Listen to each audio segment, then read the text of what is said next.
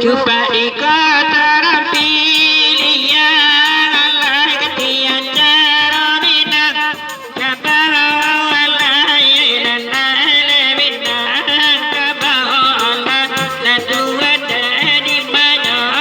gini Allah masalungai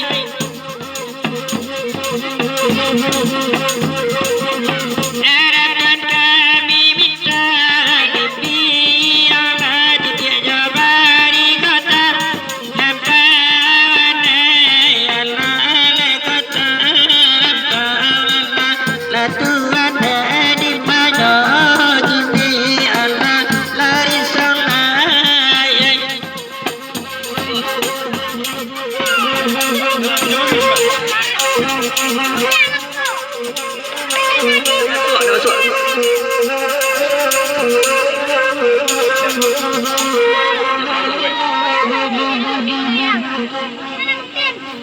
Coba dikatakan pilihan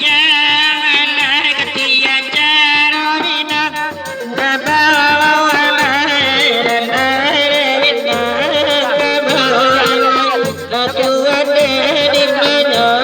gini Allah lari soleh harapan kami minta impian Allah tidak jabari kota lapar Allah Allah kota Allah la tuwada di mana gini lalai lari tolai